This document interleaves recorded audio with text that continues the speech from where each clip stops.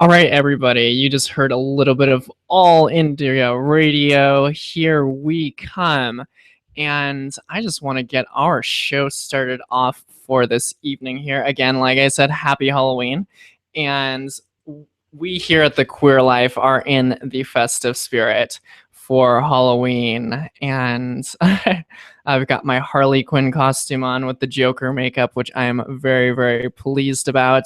If you want to check that out, we actually have a live video feed. Yes, I said live video feed of the Queer Life radio show on thequeerlife.org. Yes, I know it's shameless promotion. You can go to facebook.com/thequeerlife. You can tweet us at any point during the show at The Queer Life. You can also go to our YouTube channel and subscribe to us. youtube.com/ you guessed it, The Queer Life. So I think I want to dive right into the show. Oh, again, I always forget to introduce myself. My name is Kaya Kramer. I am your host for the Queer Life Radio Show. This is now our, what is it? I think it's our 13th episode. That's 14th. I don't even know this. I just had my guest give me the which one I'm on. I'm like, okay, it's starting to all blur together. Okay. Well, and like I said, we've got this online video feed. We use the powers of modern technology to broadcast over the waves, not only radio, but web and all that good stuff. Okay, enough of that aside. If you have any questions at any point during the show, you can give us a call 707 545-0318. That's 707-545-0318. If you want to make any shout outs here, we're always open up if you have any questions for my guests this evening. And so, well, you know what? I should probably just begin and just get the interview started and just talk to you about my guest. My guest this evening is Rachael Rose Luckey, transgender female living in Hollywood, California, founder of TransGenStudios, trans-owned and run film studio. She's a trans activist, the president of the Los Angeles Trans Coalition, and a campaign manager for TransAmbassadors. And not to mention, she just started a trans publication called the TransGen Times. Rachael, thank you so much for being here. Hi, Kaya. You're looking very scary today. Oh, thank you.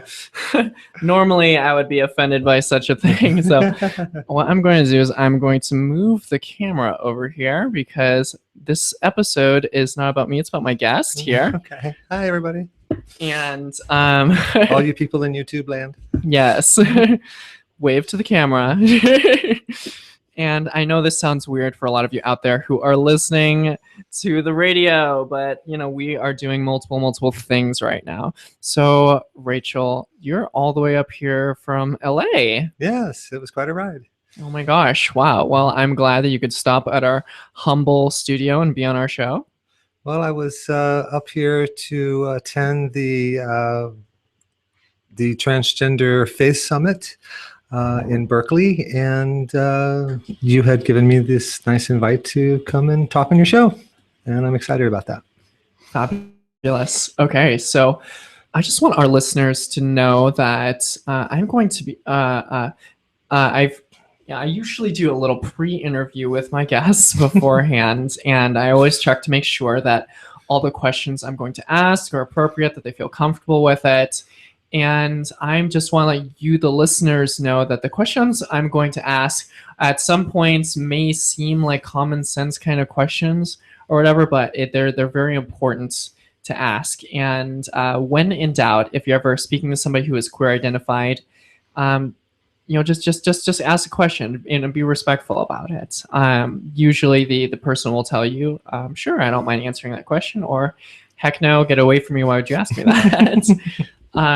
But there are some questions in here that are generally inappropriate to ask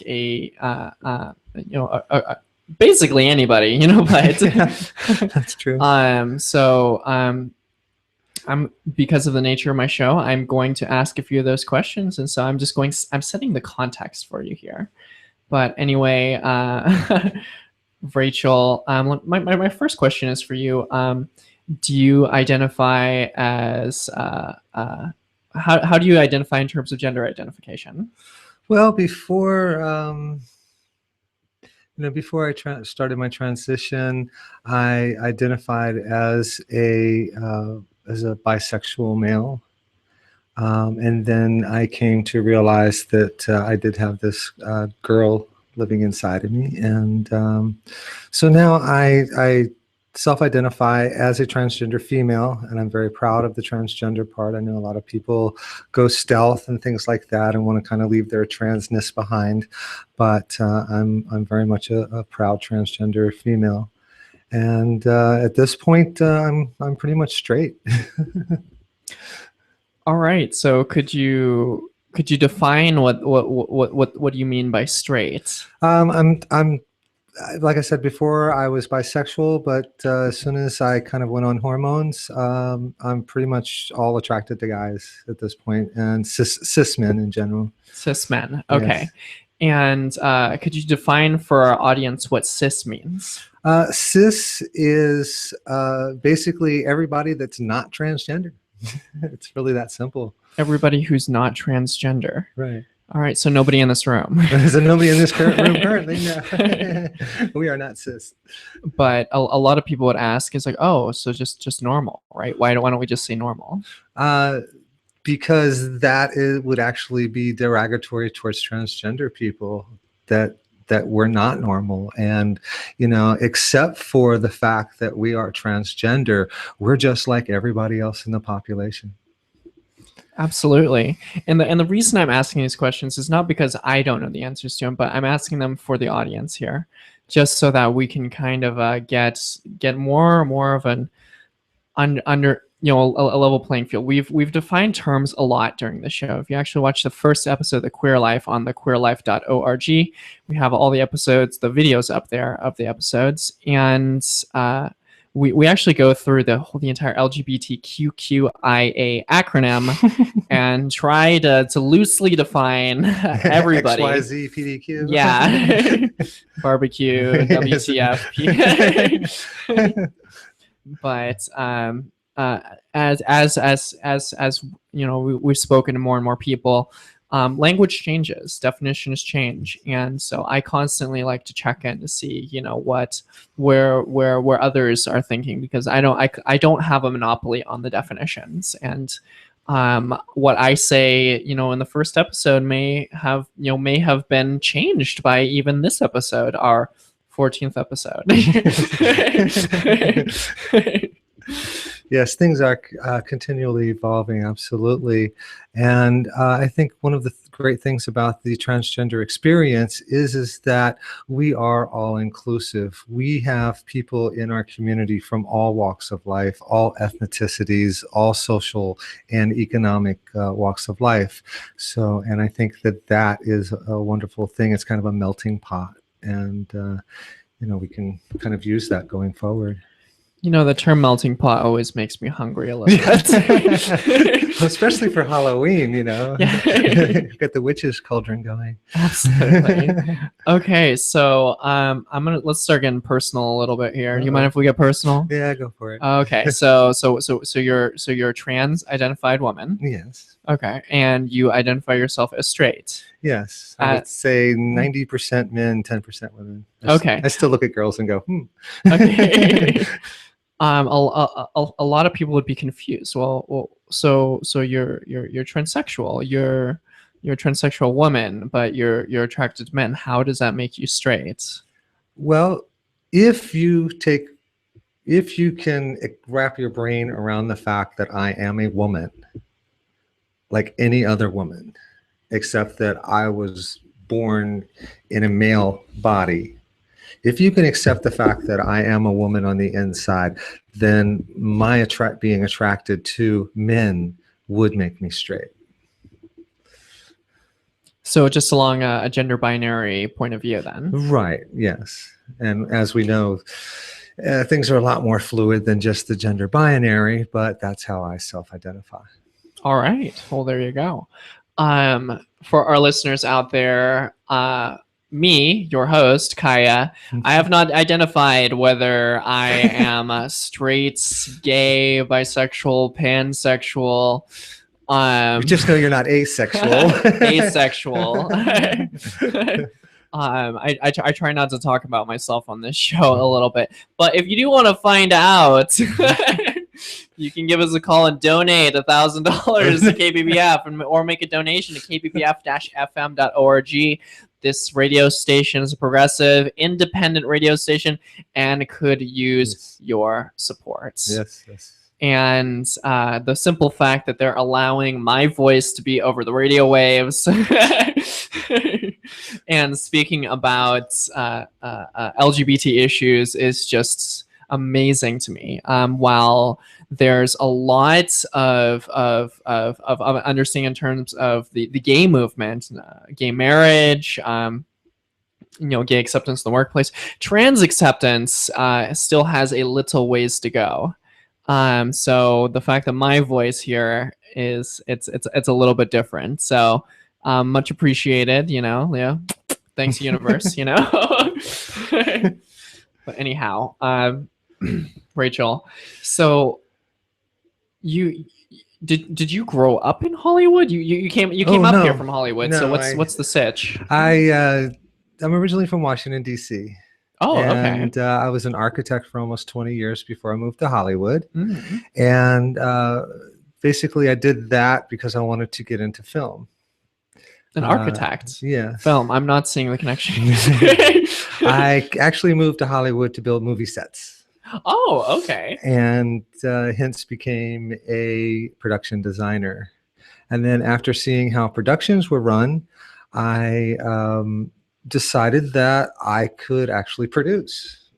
because there was a lot of similarities between construction management, which was something I had done in the past, and putting together a film project. So that's what kind of led me into producing, and then my long trek to founding a studio, which I'm still working on getting on its legs. Yeah, and we'll talk about that in a little bit here.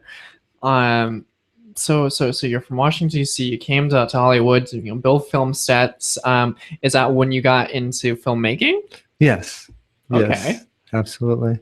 What was your inspiration for getting into filmmaking?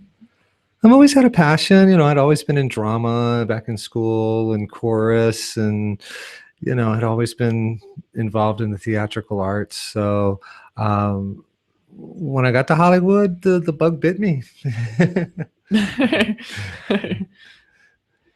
So did you move to Hollywood to get into film, or Yes. okay, wow, Yeah. okay, that seems like sort of like the the California dream, make it. Yeah, it make was. it It was totally the California dream. I quit my job. I gave away 90% of my stuff. Loaded up my Hey, where minivan. was I at that time? That was in 2001. I loaded up the minivan and and did kind of the clamp it thing in reverse. Yeah. There you go. me and my puppy dog. Oh, and very nice. What kind of dog do you have? Actually, I had to put him down, but he was German Shepherd, Collie, and Terrier mix, and he was the best puppy dog in the world. Oh, I really miss him. Absolutely. So I read on your resume. I don't usually demand that my interviewees give me their resume, but it helps me in doing a little background research on them. It mentioned that you did some independent films. What sort of independent films have you created? Well, I was the production designer on H.G. Wells' War of the Worlds, not the one with Tom Cruise in it, but the one with C. Thomas Howell, which you can actually see on Hulu, and it's probably on Netflix and whatnot. But awesome. That was probably one of the bigger movies I've been on. As I was telling you earlier in the parking lot when we were having our pre-interview, if you wanted to call it that. I'm kind of I'm a little bit of a small fish in a big pond, and I'm working my way up. So and I think that the whole transgender, changing the narrative in the media, is a great catalyst for my goals and dreams. Mm-hmm. Sure. Well, you're definitely coming at that from a lot of friends here, which we will be getting to in this interview. Can you tell me a little bit about TransGenStudios? TransGenStudios is my brainchild. And, in thinking about what needs to happen in the transgender movement, some of the people that I've talked to say that the narrative in the media needs to change. There needs to be more trans inclusivity, which we're seeing with Transparent and some other shows. So that's a step in the right direction. But my thought was to have a transgender owned and run studio so that we could change the narrative directly, without having to go through the studios and the networks and all of these things. And then, my other thing is that the transgender population, the unemployment rate is twice the national average.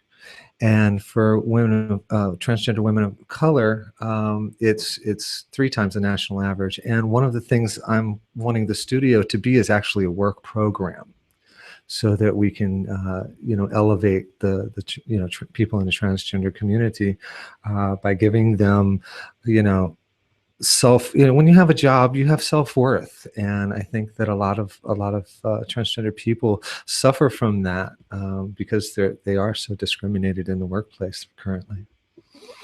Yeah, you mentioned transgender women of color. What does that? What does that is a title mean? It means basically transgender women who are not white. It could be Mexican, African American, Asian. Um, their statistics are a lot worse than the white population. Okay, so me as an Asian trans woman, so would I be considered a trans woman of color? Yes, I would say. Okay, all right. Well, there we go. That's a nice option to keep in the back pocket. Just one more card to lay on the table. Yeah. And all right. Well, there we go. So you're creating this TransGenStudios. It's got you want to be very inclusive of trans people, or rather exclusive, or not only, but Yeah, not only. You know, people think that when they hear TransGenStudios, that all I want to do is put out transgender movies and topics and actors and things like that, and that's part of it, but also part of it is to put out mainstream movies that maybe don't have anything to do with transgenderism or transgender actors or anything, or even stories, so that when mainstream goes to look at the movie, they're going to know that this is a great movie and it was produced by a transgender studio. TransGender Studio. I'm not even really sure what that means. It's just well, owned and operated first of all by transgender people, yeah, and then as a work program, I intend to hire as many transgender people in the media and film business, as well as other arenas, business areas, because a studio relies on more than just crew and actors and things like that. So I think there's we all know the kinds of money that gets spent on production, on like the big budget movies and things like that, and that's kind of where I want to go. Yeah, no kidding. Well, I mean. And then the other side of that coin is that if my films and my content is successful, we also all know the kinds of money that can be generated in profits, and I want to funnel that back into transgender movement and causes and things like that, and just make sure that transgender people have work and a place to live and can live their lives.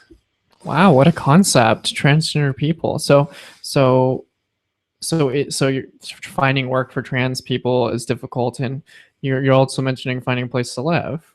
Oh yes, absolutely. According to Claire, who runs the transgender, I guess you call it the department or something, I don't know, at the LGBT Center in San Francisco here, when I was up here for Trans Pride last summer, she mentioned that in addition to the work problem, we have a big discrimination problem in trying to find housing.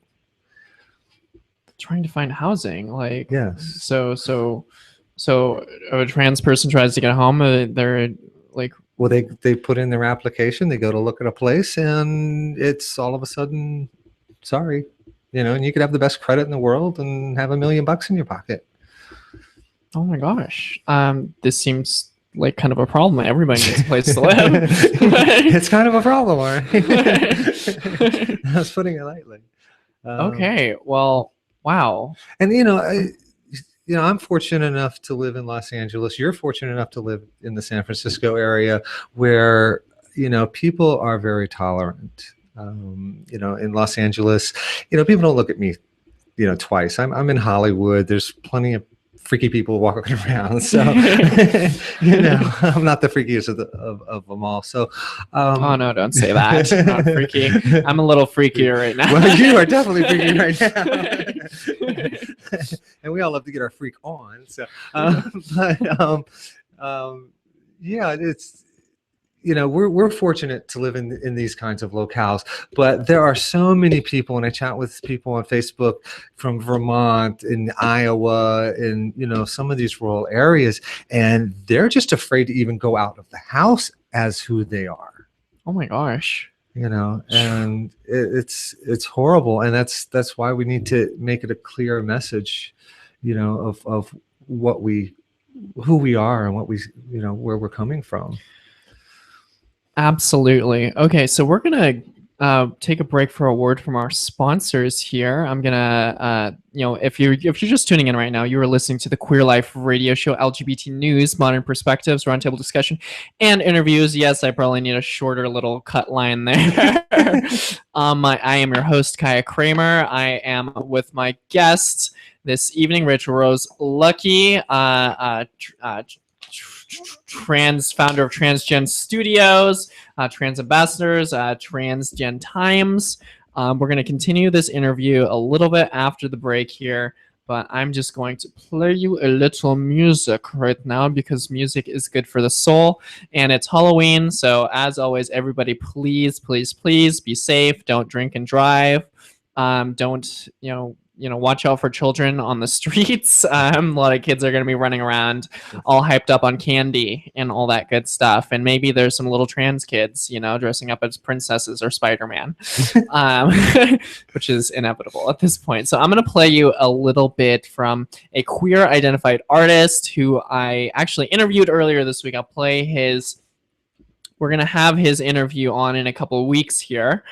Foxy Newport's a gay identified music artist. I'm gonna play one of his songs. It's called Leather.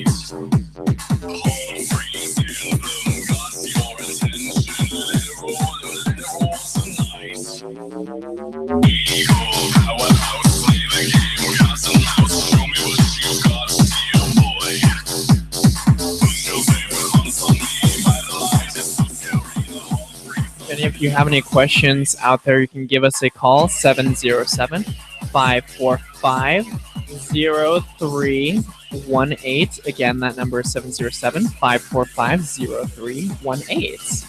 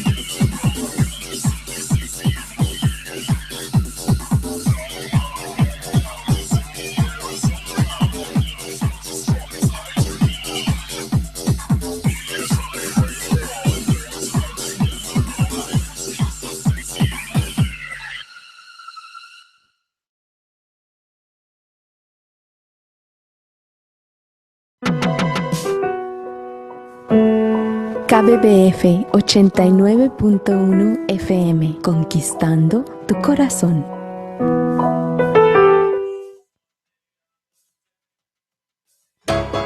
Hello, everybody. My name is Elaine B. Holt, and I'm the host and producer of a radio show here at KBBF 89.1 FM called Women's Spaces, which is dedicated to ordinary women doing extraordinary things. You can listen to the show every Monday from 11 to 12 noon. Thank you so much for listening. Con más del 81% de California declarado en estado de sequía extrema, la Junta Estatal de Control de Recursos Hídricos aprobó imponer sanciones a quienes desperdicien el agua. Las multas de hasta $500 se impondrán, por ejemplo, a quienes rieguen demasiado su jardín de manera que el agua vaya a dar a la calle o laven sus autos o las aceras con mangueras sin boquilla de control. Esta es una medida para ayudar a superar la sequía que está costando miles de empleos en el sector agrícola. Mensaje de la Universidad de California. La Unidad de Asistencia para Víctimas y Testigos del Condado de Marin provee servicios directos para ayudarle si usted ha sido víctima de un crimen o violencia doméstica. Comadre, ¿qué te pasó? ¿Por qué traes todos esos moretones? Comadre, mi esposo me volvió a golpear y tengo mucho miedo, no sé qué hacer. No es posible que toleres eso, comadre. Tienes que ir al programa de asistencia de víctimas del Condado de Marin. Te voy a dar su número telefónico. Es el 415-473-5080. ¿Me puedes repetir, por favor, el número? Claro que sí. Es el 415-473-5080. Me robaron mi cartera y alguien está usando mi tarjeta de identidad. ¿Me podrán ayudar? Claro que sí. Ellos también llevan asuntos de robo de identidad. El número es el 415-473-5080. Oh, Maria, what happened to you? Your arms are all bruised. My husband hit me and I don't know what to do. Oh, don't tolerate that. I know a program in Marin County that can help you. They're called Victim Assistance Program. And let me give you their phone number, 415-473-5080. Can you please repeat it to me? Yes, it's 415-473-5080. I lost my purse and someone's using my identification. Would they be able to help me? Can I get that number again? Yes, they can help you too, and the number is 415-473-5080. Con más del 81% de California. Does anybody know what time it is? Yes, it's the time to be happy. Mi nombre es Samuel y yo soy el futuro y me gusta escuchar KBBF para estar bien preparado.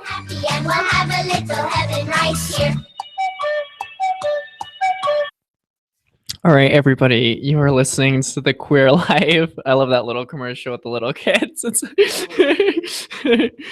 If you're just tuning in right now, you are listening to The Queer Life on KBBF 89.1 LGBT News, Modern Perspectives, roundtable discussion, and interviews. I always forget the last little part there. I'm your host, Kaya Kramer.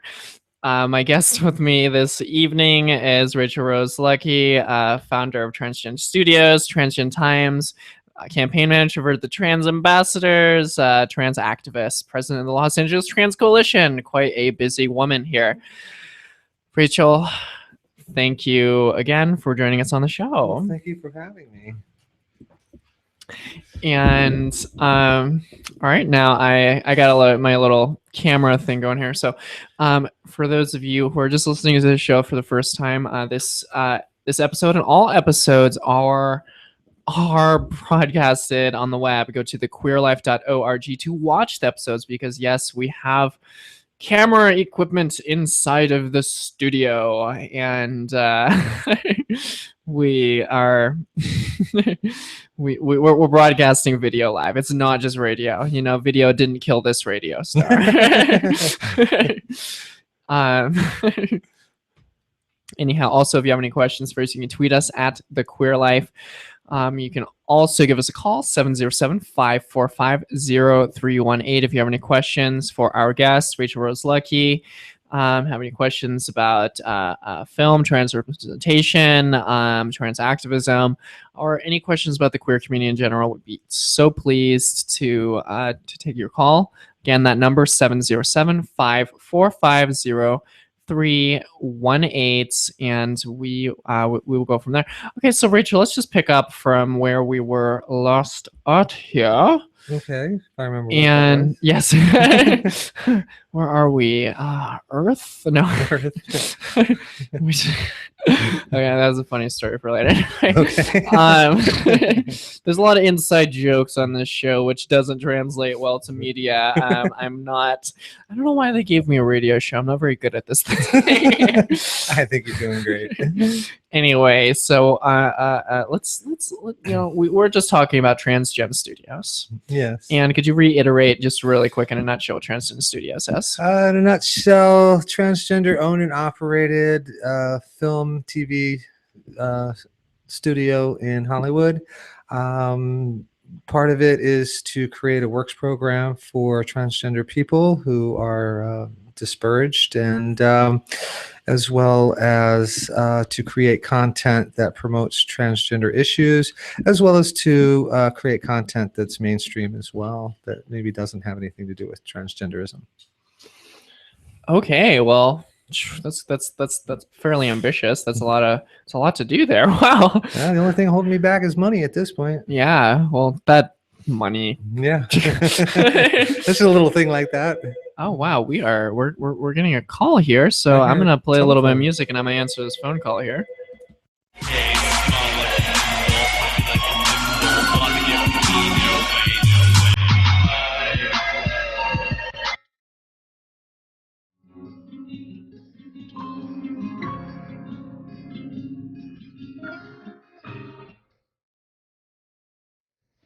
Put your makeup on, get your nails on the extra mile, keep it simple, like you.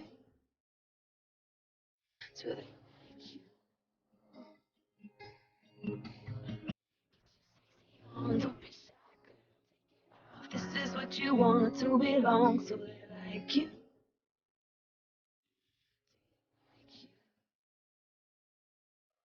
You don't hard, you don't give it all away. Get up, get up.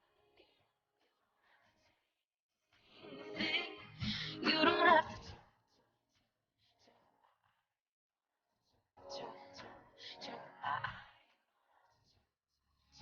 try. You have to try.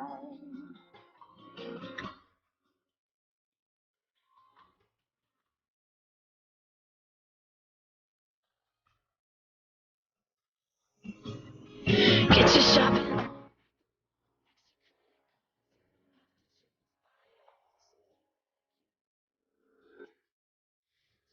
Like you. Should you care what they think of you? By yourself, do you like you?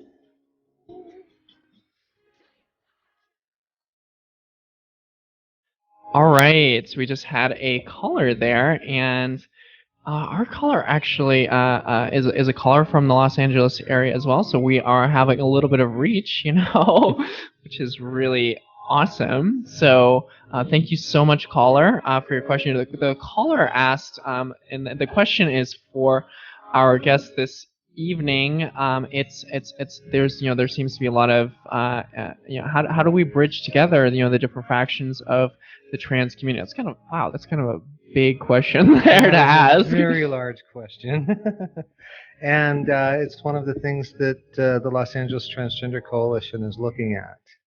One of the biggest comments from LGBT organizations is that the transgender community is fractured, not unified, and has not basically shown up to the meetings, all of the things that our LGBT brothers and sisters have been doing to get their rights and things protected. So how we bridge that is a really, really good question. And here's what I have to say. It's a real short message.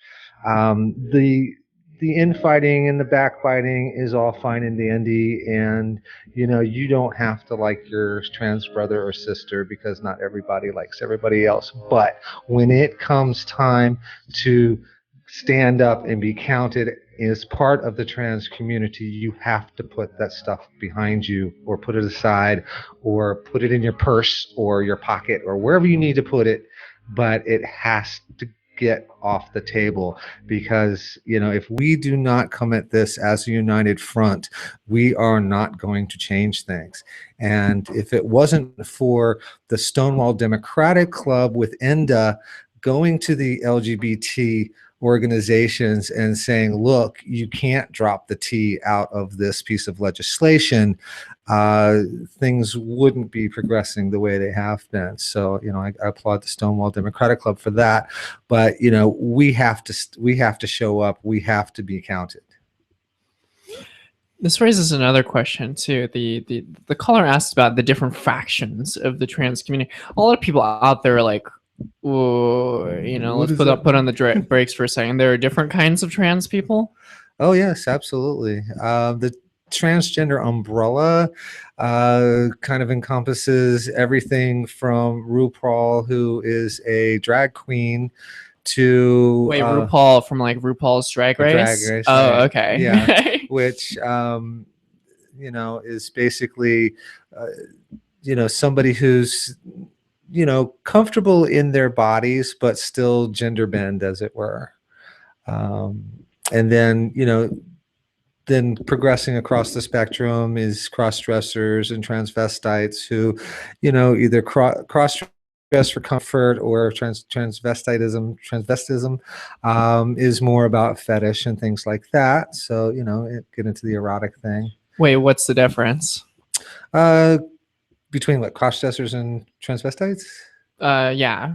Cross-dressers, they're not necessarily doing it for a sexual thing, but they aren't really feeling like they want to transition to become that opposite sex physically. Mm-hmm. And then transvestites are doing it more as a fetish, as an erotic activity. Yeah, I mean, you've heard of Eddie Izzard, right? Yes. He's very TV. funny. TV. Yeah, he is TV. He's hilarious, though. Yeah, he is. But notice, I mean, here's somebody who is a transvestite, and we are pronouncing him as him, and I think he's okay with that. RuPaul? No, who? Eddie. Oh, Eddie Izzard. Oh, okay, yeah. sorry. And so, this is not somebody that wants to be identified as she per se. He just at certain times, as part of his performance or as part of his, eroticness, this is how he likes to express himself. Mm-hmm. And so, and then going across the spectrum even further, we have questioning people and transgender fluid people who, transgender fluid people, maybe one day, they wake up and they're feeling manly, and the next day they feel more femme, and they don't necessarily want to fit in that gender binary of male or female, black and white. Real quick, could you reiterate what gender binary means? Gender binary is the best way I can describe it is the black and white of gender, male or female. And for so long, it's been assumed that that's all there was. You were either male or you were female. That's it. But what we're finding is that there's actually a lot more people than we think who are gender fluid and who do not fit in that binary. They are the gray of the black and white. Okay, not so much like 50 Shades of Grey. No, right? not that kind of.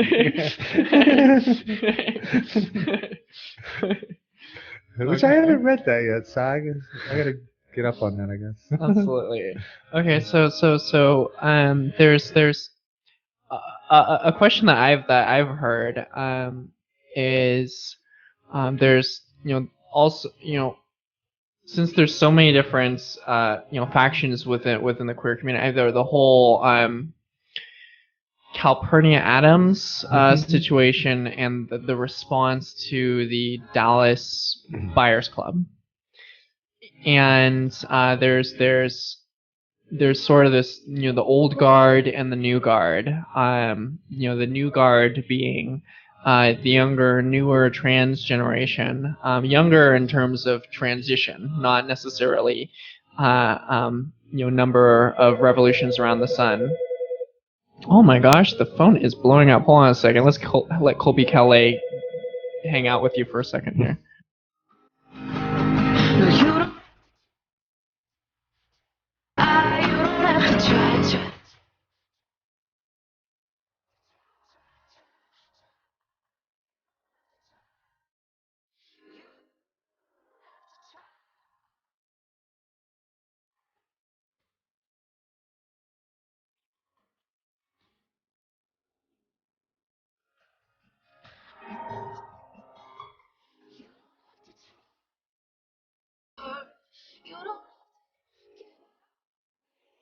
You just have to get up, get up, get up, get up. Change the same thing.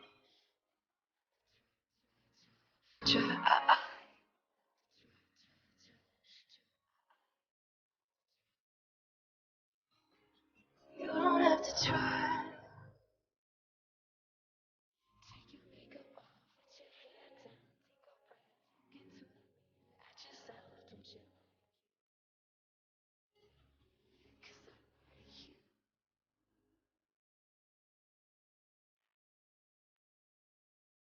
All right, hello everybody.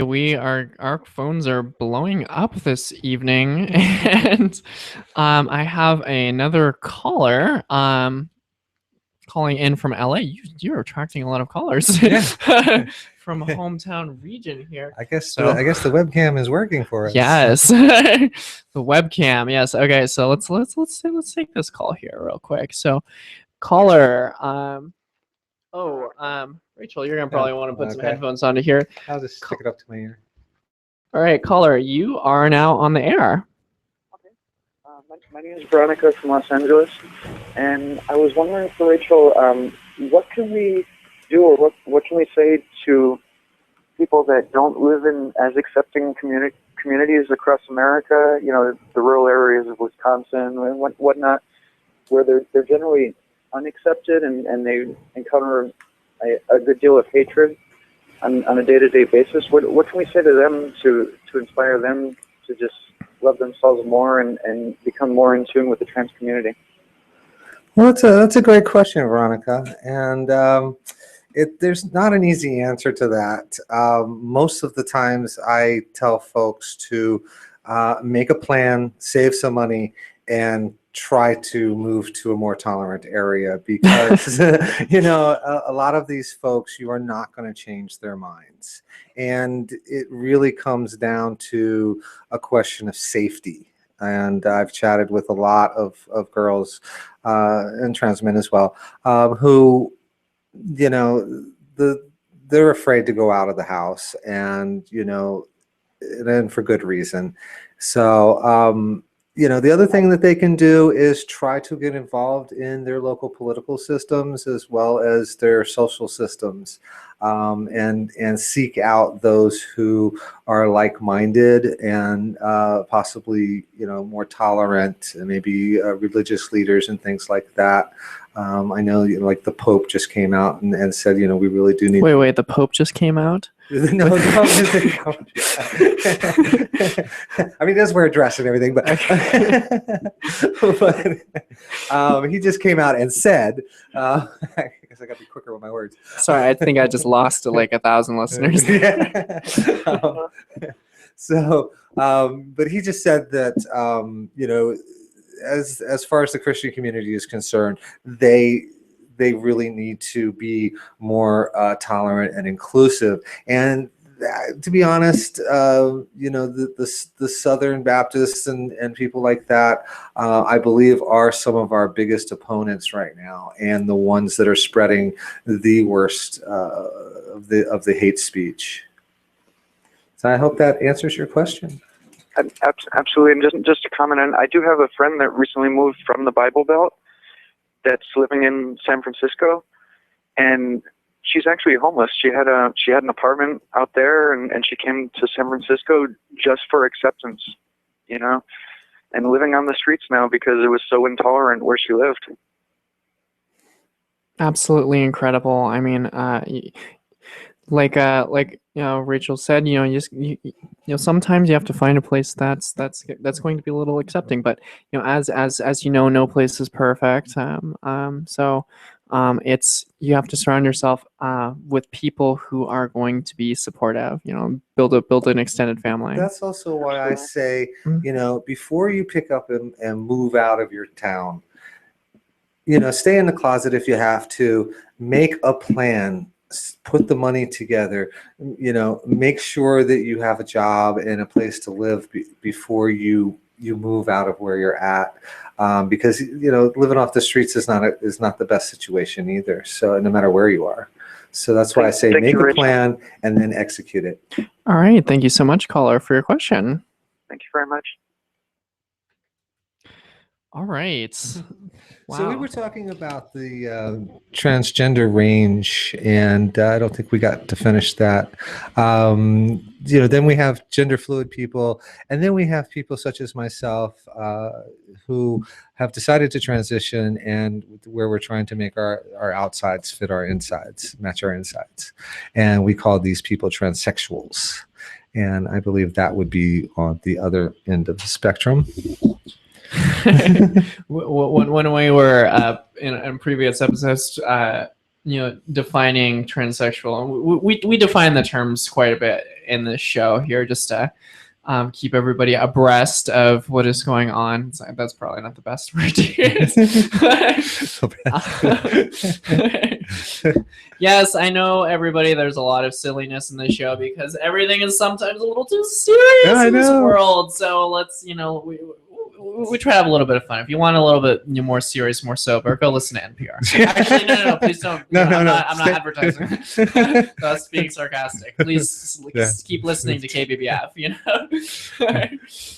But, okay, so we're about at the top of the hour here. We're going to take a little musical break here. Listen to a word from our sponsors, and we're going to come back. If you're just tuning in or you've been listening for the last several minutes, you're like, okay, what the heck is this? This is confusing. Where did my show go? What happened to KBBF?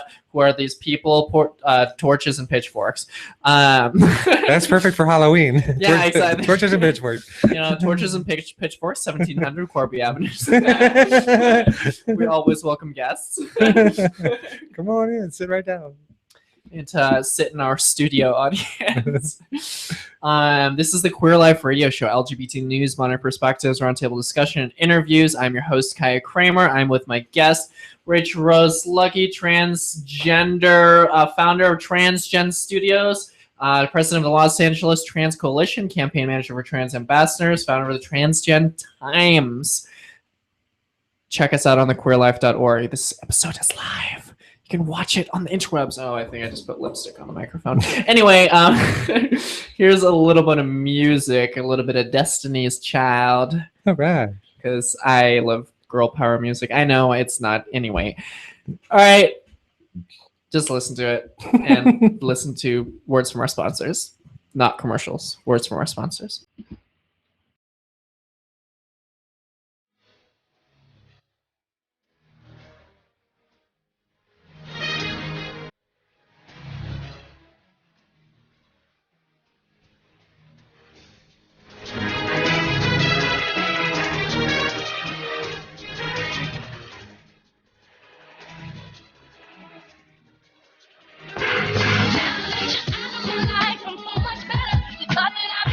Without you.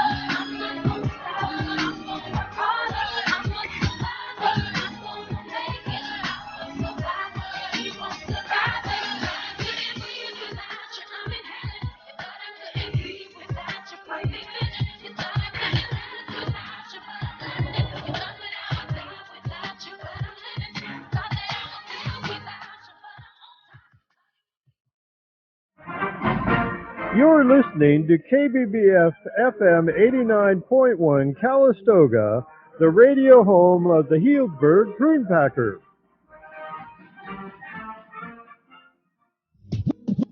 What up, y'all? This is DJ Broken Record. Make sure to tune in to the Broken Record Radio Show here on KBBF 89.1 FM in the North Bay. Every Monday night at 9 p.m. to hear dance music from all over the world.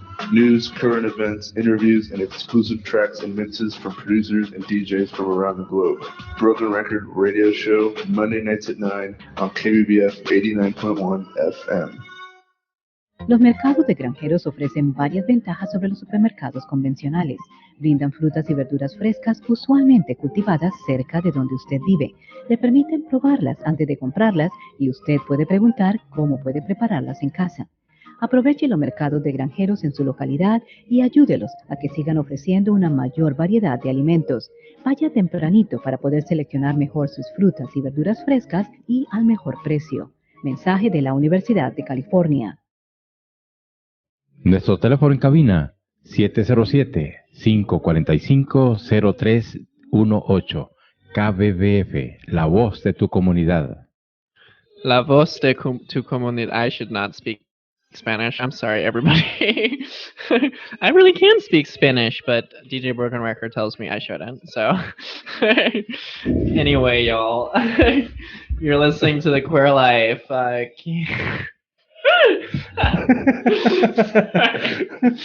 LGBT news, modern perspectives, roundtable discussion, interviews. I'm your host, Kai Kramer.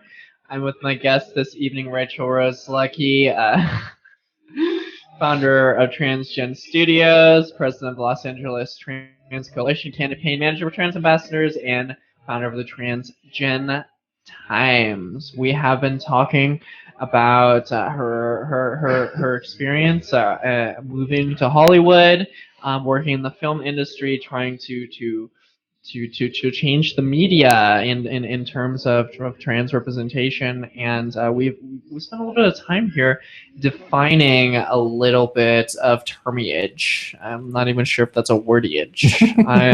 Anyway, I'm sorry, I'm a huge dork. And also, happy Halloween, everybody. Yes. Happy Halloween. And happy Samhain for all you pagans out there. Indubitably. That's the word for it. I was like trying to figure it out. I'm like, oh, there's another word for it. Mm-hmm. If you're in World of Warcraft right now, it's Happy Hallows End. So anyhow, here, if you want to check out this show, we are streaming live on the interwebs, www.thequeerlife.org. If you can't find that link, you can check us out on Facebook, facebook.com/thequeerlife. You can tweet us at The Queer Life. You can also check us out on YouTube. We have our own channel. Yes, our own Queer Life channel. YouTube.com/user/TheQueerLife. And if you watch the episode, you actually see my like crazy Harley Quinn meets the Joker, like crazy costume. So pretty scary. Pretty rad. But anyway, I'm going to turn the camera back to my guest here, and we are going to continue. Or yeah, wave to the camera. Yes. Hi, Mom. Chatting about our guest Rachael Rose Luckey here. So Rachael, what else do you want to know? Let's talk here for a second. There was a thought, right before the little musical break that I was like diving into. Then I realized that we needed to have a word from our sponsors. Okay. Because without our sponsors or listeners like you, then we don't get to sit here. We don't get to sit here. So please, if you have a heart, or at least an extra buck, go to kbbf-fm.org. And like seriously, this is the radio station to listen to. It's like it's all volunteer run. We need help. Please give us help me. Anyway, help me help you to help me to help you. Yes. So go to kbbf-fm.org. There's a PayPal link at the bottom. If you even have $1, go on there, give us $1. You know, mention that you listen to the Queer Life, because then they'll give me props. No, I'm just kidding. I don't do it. I don't even get paid for this. You know, I'm not some fat cat sitting in my studio. You know, but anyhow, I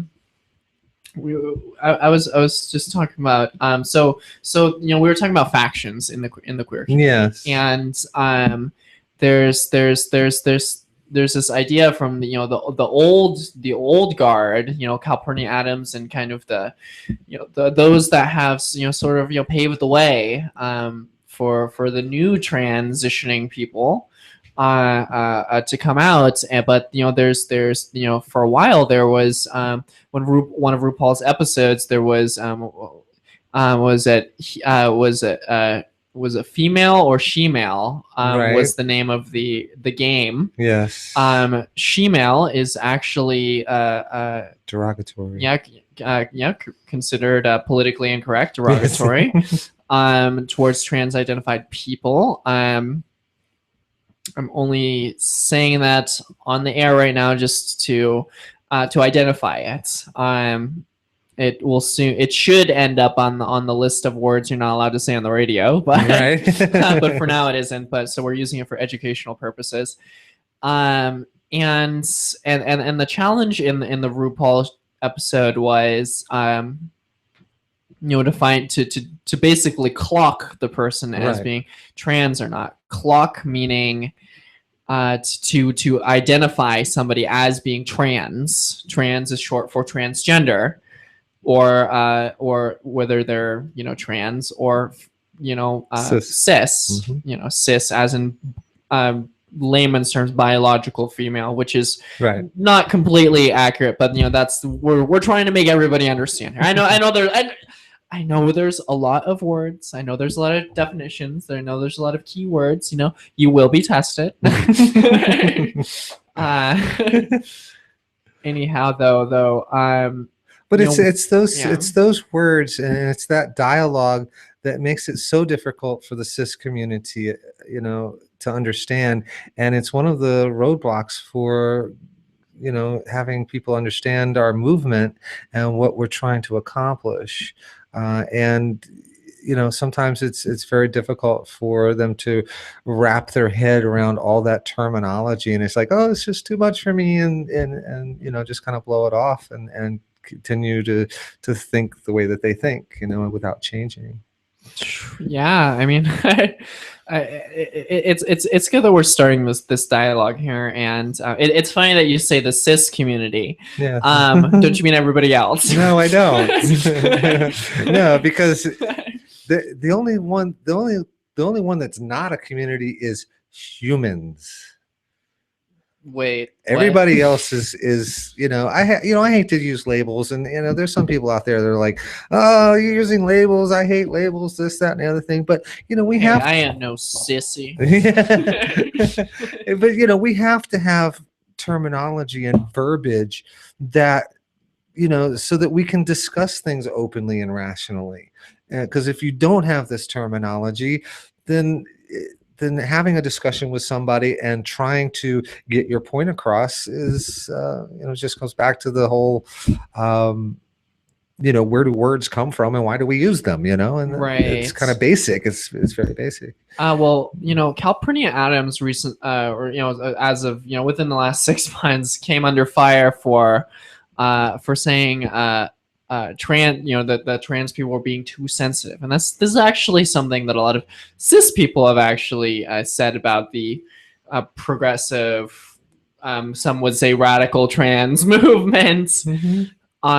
That, you know, the words like tranny, she-male, which you know, which are now being considered derogatory. She's saying that, you know, the trans people have been called these terms for a long time, and that, you know, the new generation is just being too sensitive. What do you think about that? Well, the thing about that is that those are the words that trans people hear just before they're beaten, just before they're stabbed to death.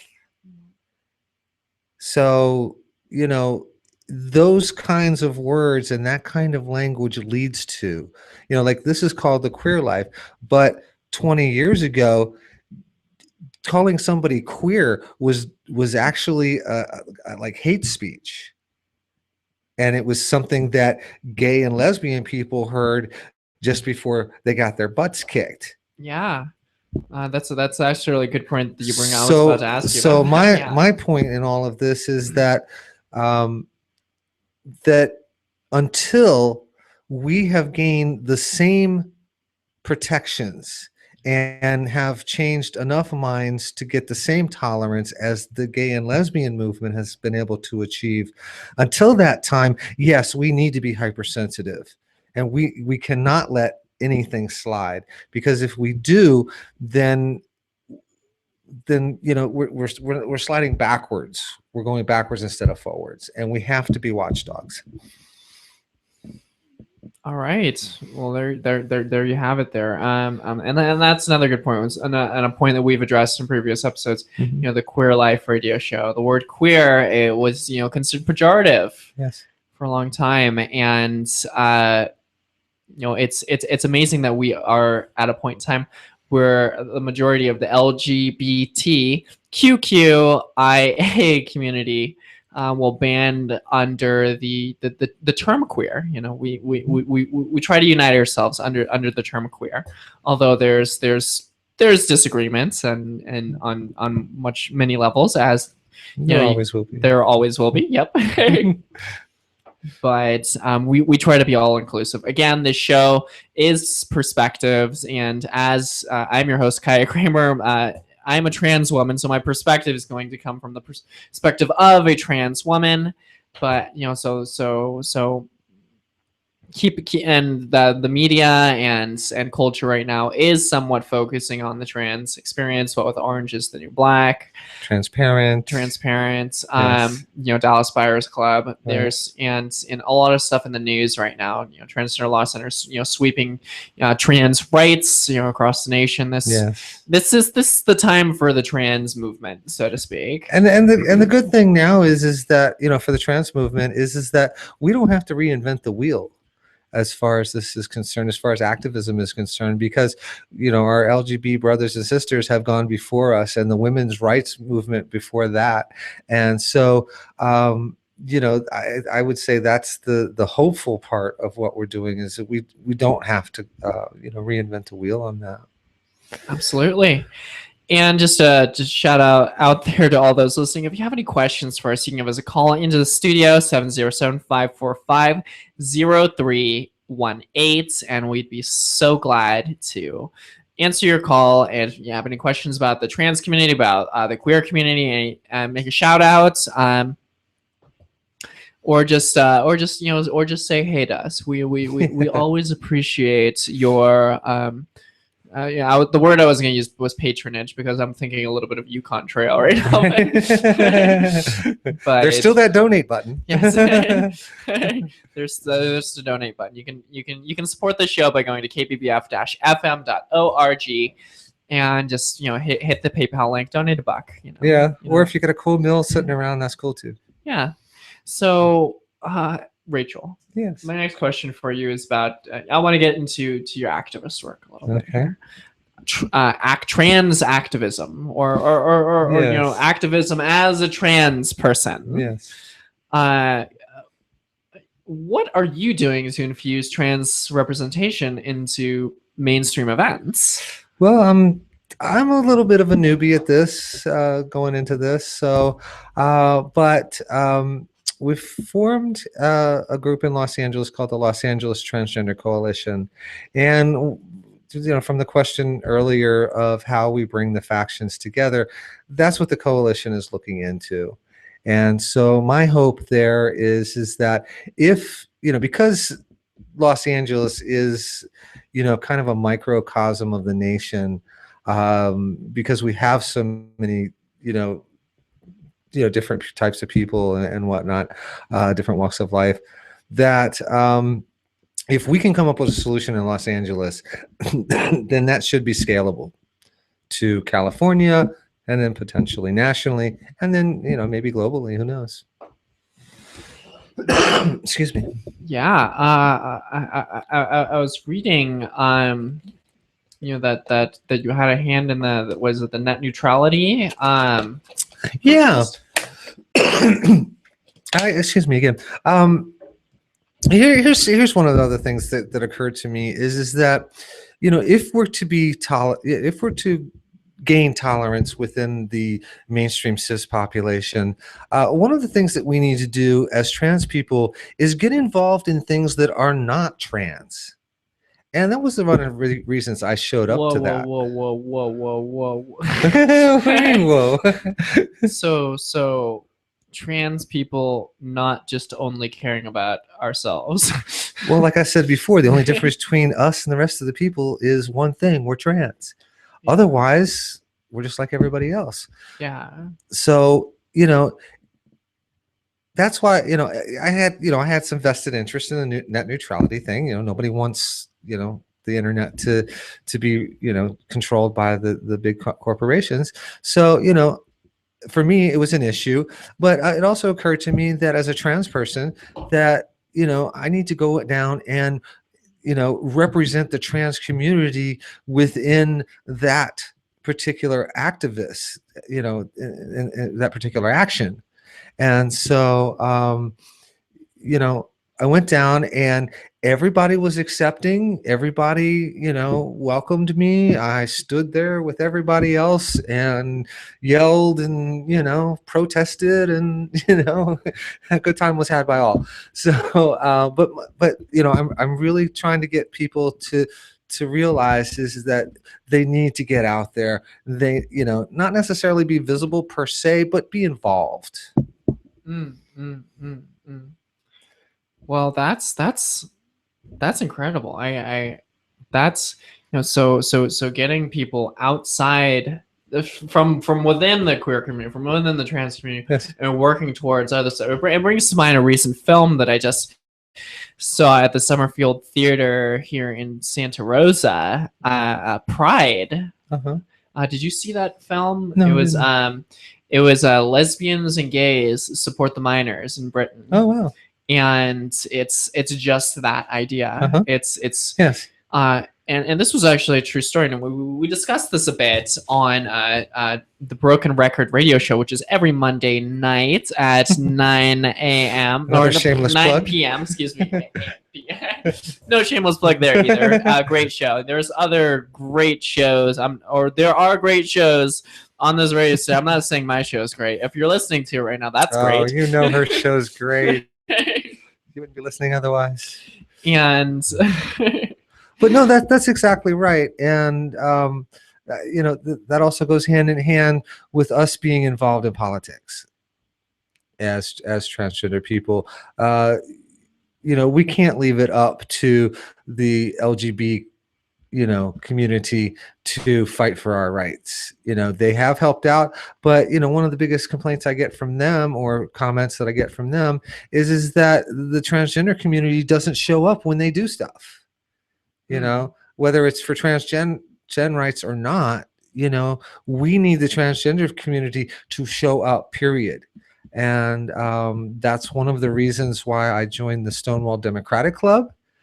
And since then, in the space of like a month, I was appointed the chairperson for a committee on transgender issues.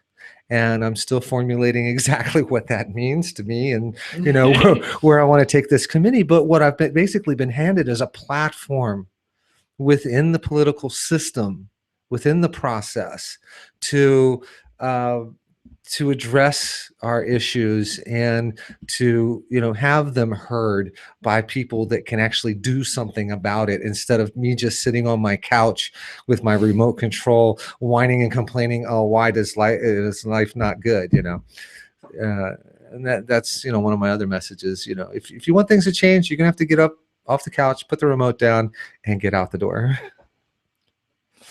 Well, in this case, a lot of people tend to be on YouTube or Facebook. still got to get out there. Yes, Get involved, absolutely. please. So Get involved. So you're involved with Stonewall Democratic Club. Yes. You're involved with the Los Angeles Transgender Coalition. Yes. Wait, what exactly is that? So it's like Which one? the Transgender Coalition. Well, the Los Angeles Transgender Coalition was originally set up to look at the fracturing, within the transgender community and see how we can bring everybody together as a unified voice so that we can affect change, the changes that we need to have happen. The other thing is that organization is also the organization behind a brand new transgender convention in Los Angeles, November 2015. Please save the date. Wait, say that again. The Los Angeles Transgender Coalition is the organization behind a transgender convention, November 2015 in Los Angeles. Right now we have Southern Comfort, we have First Event, in Boston, Southern Comfort in Atlanta, we have, there's Chicago, there's all. Where we don't have a national yearly convention is Southern California. And I am the project manager of making that happen. Wow. Shoot, you certainly have your hands full. I certainly do. If anybody wants to help me, let me know. Oh my gosh. You can find me on Facebook, transgentime.org. Transgender Times. Okay. That's what is Transgender Times? I feel like this is a good transition. Okay. No, it's a good transition. Speaking of transitions, the Transgender Times is a Huffington Post style newspaper online where I am bringing together news and related current events and stories, things like that, into one spot on the internet so that transgender people can go and see the news about themselves. And most of the content right now, just how Huffington Post got started, is basically a graphic and a title linked to somebody else's story, which is all perfectly legal. But what I'm also looking for is contributors as well. So if anybody is wanting to, make their voice heard, the other part of what the Transgender Times is I've created that platform to make your voice heard. Absolutely. All right. So you're creating a media resource. You're involved with all these different committees and organizations. Mm-hmm. You're doing stuff within the with film production and trans identified people, although not exclusively. Not exclusively, no. Yeah. So, oh my gosh, where does the work end and free relax time begin? There is no free relax time, but because I am so passionate about this, and because this is my wheelhouse and this is where I want to live, I don't feel like it's work. It's I've basically made my hobby into it's not work. It's more, well, it's not a hobby, but it's a passion and a well-needed one too. So when exactly did you start Transgender Times? You've launched it just recently, right? Yeah, in the last 10 days, 2 weeks. Oh my gosh, please go to the Transgender Times Facebook page and please hit the like button. Since this is public radio, we can't make calls to action here. Oh, sorry. So there's a Facebook page for the Transgender Times. It was facebook.com/the Transgender Times. Yes. Okay. All right. That is there. Okay. That is there if you want to go take a look at it. Yes. All right, so we've talked a bit about your work. We've defined a number of terms. And for anybody out there who is just tuning in right now, you are listening to The Queer Life on KBBF 89.1 Calistoga. Even though I say Calistoga, we're actually in Santa Rosa. Yes. We just have to say Calistoga because that's where KBBF is originally founded, with all that good old Kennedy money. And...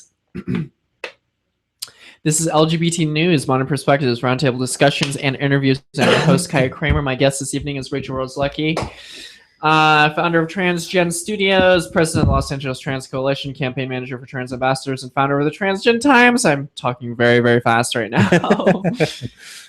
We've been talking about trans issues within the media. We've been talking about her experiencing trans activism and activism that just comes from her perspective as a trans woman. Yes. And wow, we've sort of covered quite a bit right now, and I have a couple more questions here. Go for it. But we are going to take a musical break here. And then we're going to play some words from our sponsors. It is Halloween. Let's party. And it is Halloween, so make sure you watch out on the roads, because there's going to be a bunch of sugared up little kids running around dressed up as zombies and, characters from Frozen. Do you want to build a snowman? And God, I love that movie. Yeah, I do too. The song at where she's coming out as the Ice Queen or whatever. Oh yeah. Like that has a lot of LGBT undertones to it. It's like coming out. I hadn't thought of it that way. Yeah, Interesting. I'll have to look at it again. Yeah. Anyways, so I'm gonna play a little bit of music for you here.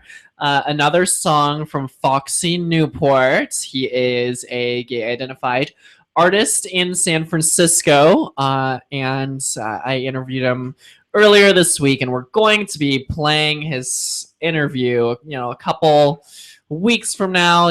Keep tuning in each week. We got awesome interviews lined up for you here, all good stuff, I think. Please no, anyway. Well, this one should be a good example. Yes, exactly. Okay, so I'm going to be playing the song called Black Lodge. It is electronic.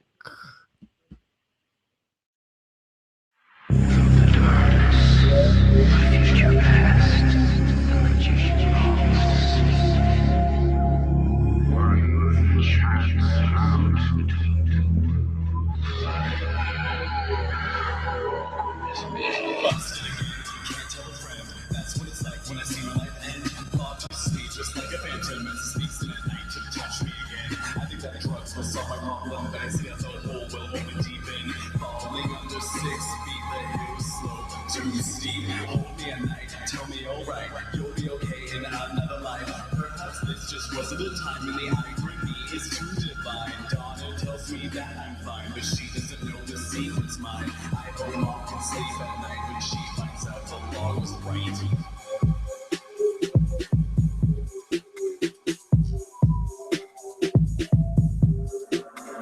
Fire, walk with me, trouble follow me, fortune escape me, people talk of me. Fire, walk with me, trouble follow me, fortune escape me, fortune escape me.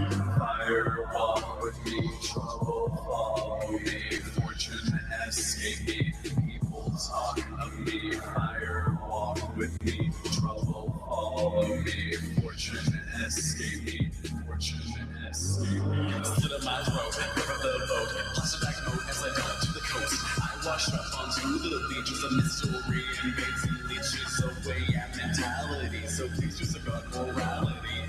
Want to be a simple person, see this made my problem worse. Indomitable cry, I won't survive. This tongue can't even contrive. Josie plays games oh so well, as Mr. Cooper will solve my battle. Wheels on wheels for drugs I steal. Cop them habits, I know it's real. Do all of this to feel and feel. I'll do anyone to feel and feel.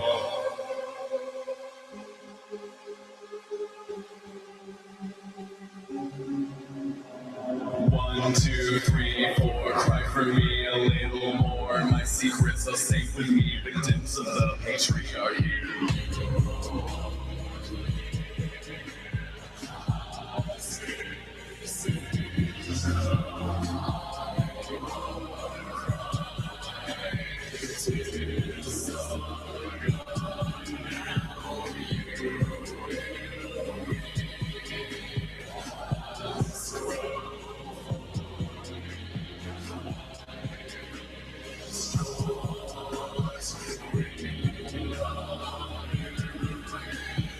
Busted again, can't tell a friend. That's what it's like when I see my life end. And default kisses me just like a victim as he sneaks in at night to touch me again. Hold me at night and tell me alright, you'll be okay in another life. Please, oh please don't cry for me.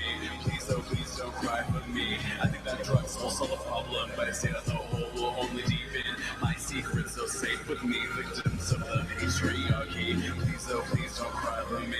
Please, oh please don't cry for me. Please, oh please don't cry for me.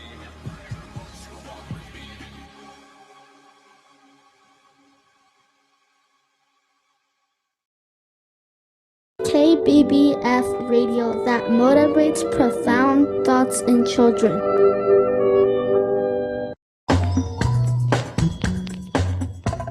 Music from around the world. Call it musica del mundo. La cultura musicale internazionale.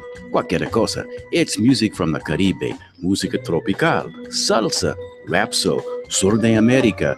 Like tango, trompeta, porra, vallenato, milonga. France with musette, chanson. West Africa's high life, Afrobeat, juju. Don't forget Mexico, ranchera, trios, mariachi. I call it Música Internacional, heard every Sunday night, right here from 8 to 10 p.m. Don't miss it for interviews, new releases, and ticket giveaways. Say un chico o chica del mundo, aquí los domingos. Orale. I mean, all right. I mean, all right. I mean, all right. I mean, all right.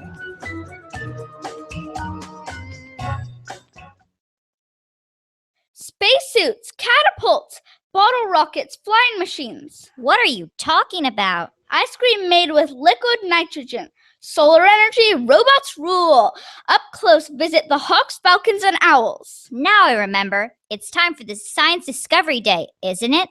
That's right. It's going to be at the Sonoma County Fairgrounds on November 1st, starting at 11 a.m. until 4 p.m. It's a chance for the whole family to have hands-on fun experience with science and technology.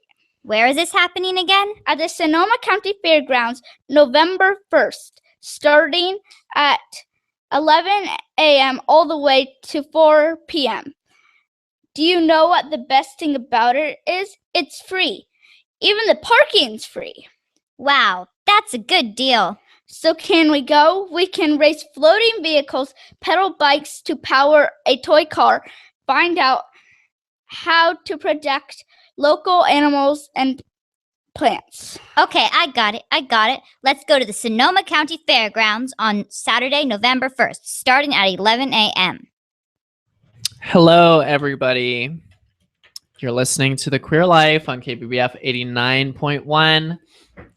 Those were just a couple words from our fine sponsors.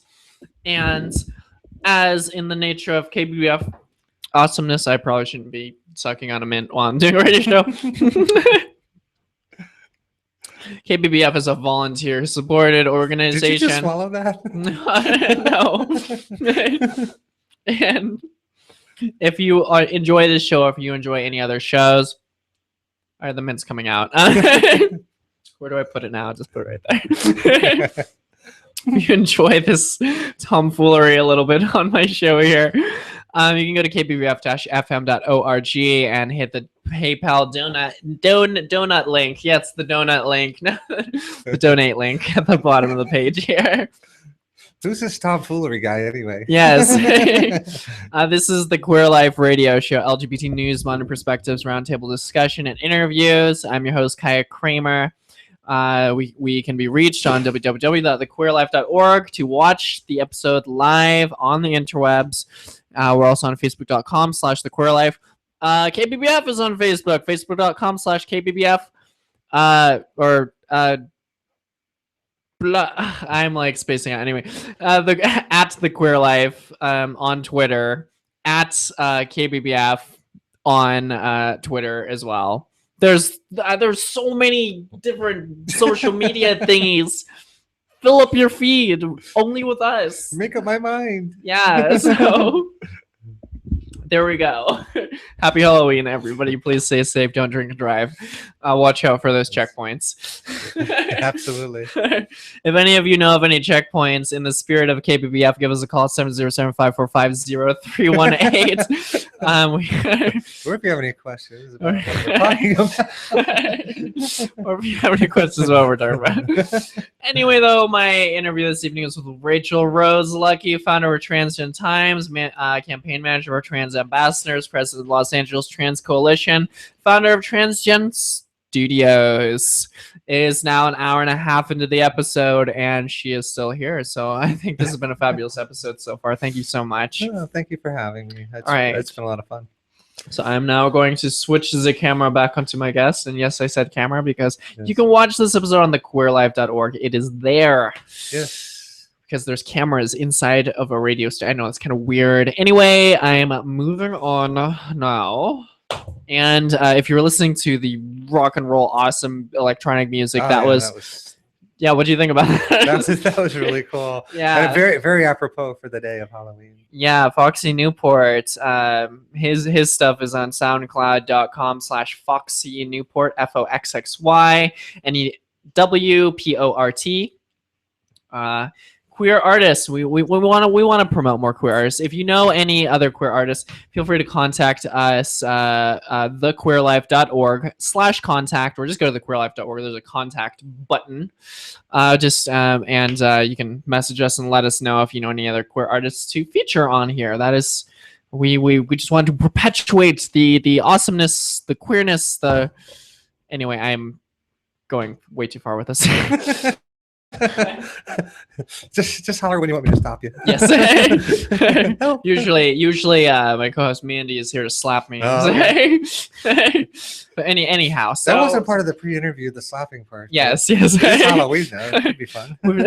We've talked about a lot of things. We've piercings, suspension. Have you heard of that? We've talked about bleaching and knot of the teeth. We've talked about quite a bit on this show. So you're following up after we had the double rainbows guy. Oh yes. Bear Vasquez. That was he was awesome. And now the Queer Life is actually being featured on Yosemite Bear Vasquez's Double Rainbows guy, his YouTube channel now. So, moving up in the world, just double rainbows, one rainbow at a time, Absolutely. So, all right. So Rachael, we've talked about your activist work. We've talked about your experience in Hollywood. Let's talk about you. And so we started the show. We asked you, okay, so you identify as a trans woman. Yes. So that's your gender identity. Yes. And your sexual orientation is straight. Yes. You said, which we defined as you as a trans woman being attracted to cis men. Right. Okay. So and if you are confused by that and you're just tuning in, you should just listen to the beginning of the episode. It's on thequeerlife.org. Anyway, so you're a trans woman. Yes. When did you come out? I started cross-dressing back in like 1998 and 1999, going into that area for a couple of years. And then when I moved out to Hollywood, I kind of put Rachael back in the closet. And so I was out then. Not like R. Kelly's closet, right? No. Believe me, she didn't want to go in there. Let me out. Now I'm in the closet. Now I'm in the closet too. And so, I turned a certain age. I'm a lady. I don't talk about my age, but I turned a certain age. It's rude to ask a woman what her age is. It is. And I wouldn't tell you the truth anyway. Oh. But I turned a certain age about 15 or 16 months ago, and I decided, if not now, then transition, then I never would. I'm getting at that age. So that was pretty much it. The funny part of the story is that I was cleaning out my closet, and in the back, The metaphorical closet. yeah, I hadn't thought of it that way. No, my real closet with my real clothes, with no other people inside. And in the back of my closet, I found an old hippie skirt from when I had been dressing many years before. And I put it on, and it just felt like an old friend. And then my next thought is, well, my legs would feel really good if I went and shaved them. And then I thought to myself, now you're asking me trouble.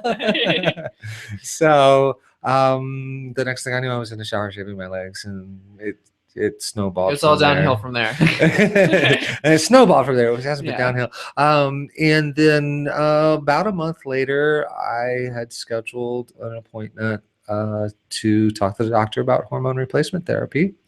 And July the 23rd, 2013, Rachael Rose was born again. Oh wow! So you're a little over 1 year old now. A little bit over 1 year old. Well, congratulations! Happy Thank you. birthday! Thank you. It's a girl. It's a girl. Yay! No, you don't get that balloon yet. But we will pass out cigars. Yes. So HRT. Yes. Could you explain what that is to our audience? Hormone replacement therapy. It's basically stopping for male to female transgenders, the transition.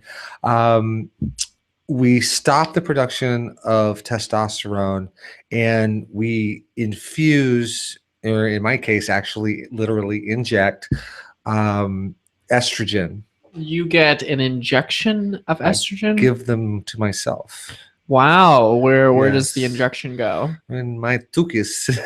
Oh, okay. In my backside. Wow. Once a week. Once a week. Okay. Once a week, yes. And And sometimes it hurts worse than other times. yeah. And so you've got to take this for how long?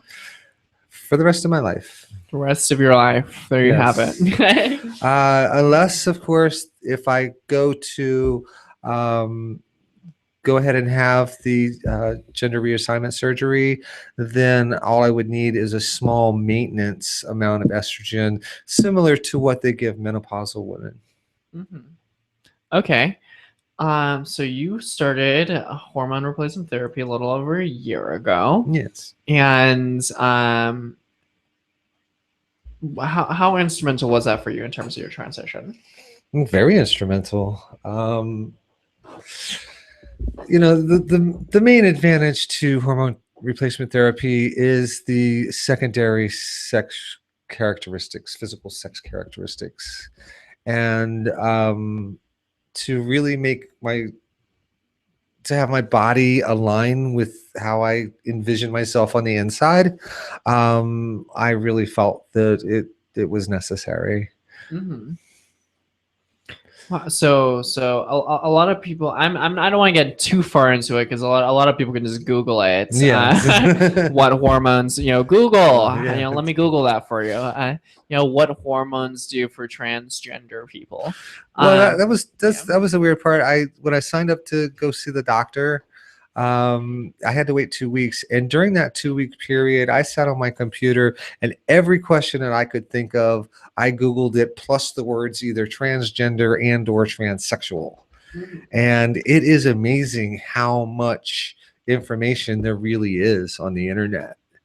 And that's why sometimes I wonder why people are so ignorant, and it may be just laziness or whatever, or lack of interest or whatever. But the information is there. So if you're questioning, where you're coming from and how you feel about yourself, do the research. I did it, and I went in with both eyes wide open.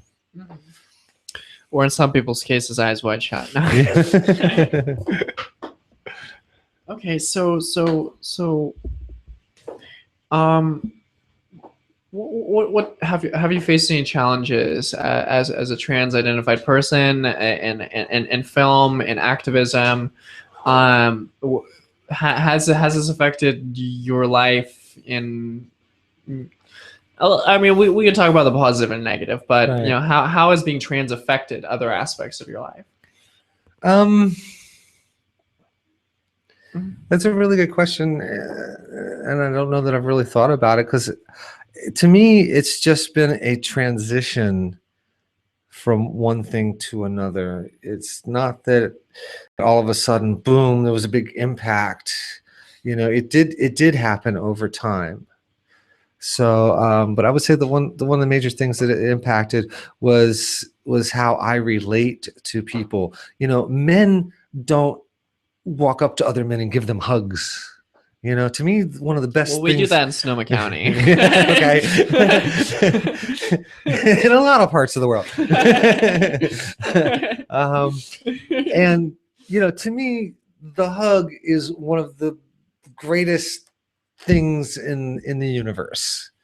And, you know, just something as simple as that, because now that, you know, I've come out as a trans woman, you know, it's very natural for me to give somebody a hug, you know, where I couldn't before, because, you know, because then I'd be, you know, breaking some, you know, barriers. No, come on. There's the bro hug where you like, it's like with the pat on the back, you know, or like the handshake in the arm, you know, do the handshake, and you lean in. You know, it's, you know, it's not like the sup, bro, same. you know. It's not the same. It's no, but there's, I think, in that, you know, because, you know, being male for a long time, or, you know, having to, you know, be part of the male society, you know, I did those kinds of things, and to me there was a bit of superficiality to it. It's like, you know, there's a homophobia almost about, you know, you don't hug, you know, unless you're really, really, really, really, really close to somebody. You don't, you know, two men don't hug. You know, they don't give each other a really good hug, you know, where it's like, you know, I love you kind of hug, you know. Of course, I am in San Francisco, so maybe that doesn't play well here, but it does play well in other parts of the country. Context. Yes. Yeah. So it sounds like you've come into a place where you feel comfortable to behave in a way that feels more naturally to you. Yes, that is probably the biggest change. If you could assign a dollar value to that, how valuable would that be for you? Priceless. So, and I just want to mention out there to a lot of our listeners, we are talking about you know, hormone replacement therapy, aspects of the gender binary in terms of you know, masculine expression, feminine expression, and we mentioned this at the beginning of the episode in terms of gender fluidity, right? Gender queer identified people, gender variant. Reject those or who quote unquote reject the binary. Not everybody under the trans umbrella necessarily decides to go on hormones. Nope.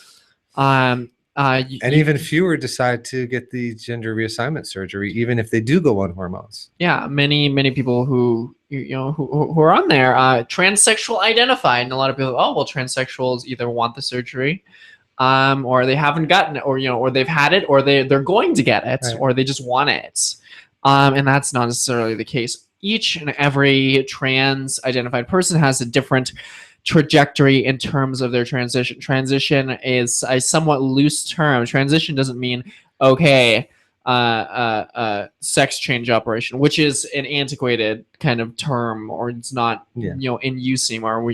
Gender confirmation surgery is kind of the new buzzword going around right now. But a rose is a rose. Yes, that's one way to call it. And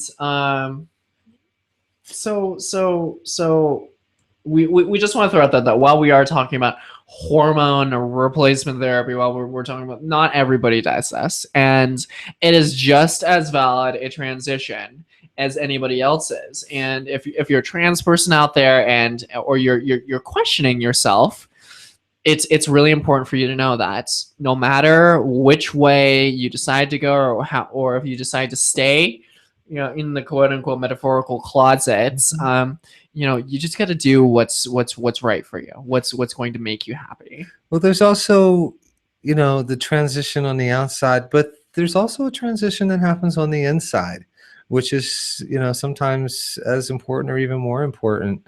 And, when you're able to be yourself and not hide how you feel and, what comes natural to you, then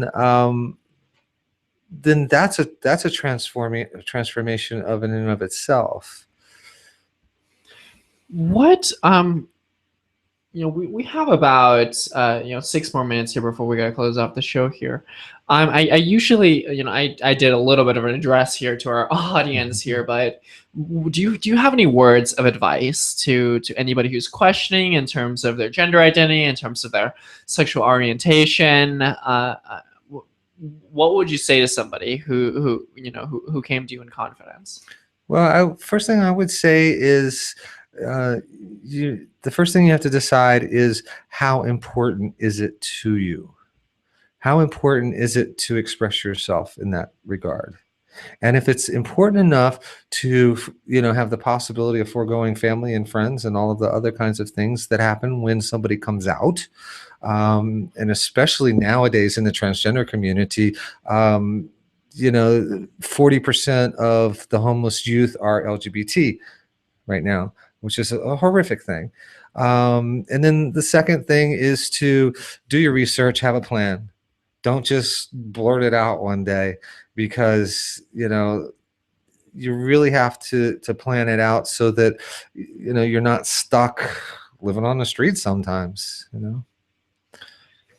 Absolutely. Yeah. And have a plan. But also make sure you're doing what's right for yourself too. Yes, you do have to. There's a lot of people who delay their transitions or delay coming out. It's like, oh, I'm waiting for a family member to die. I don't want to break this to my mother, or who are waiting for a job. It's like whatever. It's like these. There's no right answer to any of these situations. No, definitely not. And what worked for somebody else may not necessarily work for you. And this is, what it all boils down to. There's, in previous episodes, and we've talked about suicide within the queer community, and there's there's this statistic for suicide just in the United States is anybody queer or straight or cis or trans or whatever, anybody who's a human being in the United States, less than 1.5% has attempted suicide. 20% of the queer community has attempted suicide. So 1 in 5. 47% of transgender people have attempted suicide. There you hear it right there. 47% of the trans community. Half. A lot of trans people have attempted suicide. We ran a poll in Sonoma County for the number of trans people who have attempted suicide, and in Sonoma County, 80% of the trans community have attempted suicide. And they can tag almost all of it back to bullying. Those words that we were talking about before. Bullying? Bullying. Wow. Yes, they can tag it back to that. Those hateful words. And that's why we have to be vigilant. And you know what those words are. If you're saying, that's so gay, or, you're gay, or, this homework is gay, or tranny this or shemale that. That's it's inappropriate. Yes. It's somebody who whether the person is out or not, if you don't know who's going to be queer, unless they've come out to you and they've shared with you a vulnerable side of themselves. So it's really important that you remain sensitive to that, because it could be the straw that breaks the camel's back. And a lot of you are saying, well, well, maybe they should just toughen up. You do you. You can't, don't listen to them. You just do you. It's like, well, yeah, you got to be strong for yourself and confident for yourself. But when your entire environment is pitting itself against you, it becomes very hard to do you. And then if you're adolescent on top of that, with brand new hormones and brand new life and all of this, it can be extremely confusing and extremely hurtful. Okay, so that is just about all the time we have for this episode here. You've been listening to The Queer Life on KBBF 89.1 Calistoga, broadcasted from Santa Rosa. This is LGBT News, Modern Perspectives, round table discussion and interviews. I'm your host, Kaya Kramer. I have been interviewing Rachael Rose Luckey, founder of TransGenStudios, trans-owned and run film studio, trans activist, president of the Los Angeles Trans Coalition, campaign manager for TransAmbassadors, founder of the TransGenTimes.org, which is a news syndication. And all of this information is available and more on thequeerlife.org. If you'd like to support this radio station, go to kbbf-fm.org. We're also on Facebook, facebook.com/thequeerlife. Twitter @thequeerlife, YouTube /thequeerlife. I'm going to close out here with a little Daft Punk Tron Legacy, just because I would like to say thank you so much for having me on the show this evening. Seriously, thank you for coming and being vulnerable with us and doing all the wonderful and amazing work in the world. Well, what you're doing is also a very wonderful thing, and I wish you the most success. Thank you so much. All right, so everybody have a happy home. Muy especiales y muy importantes porque son las que pueden elegir un representante.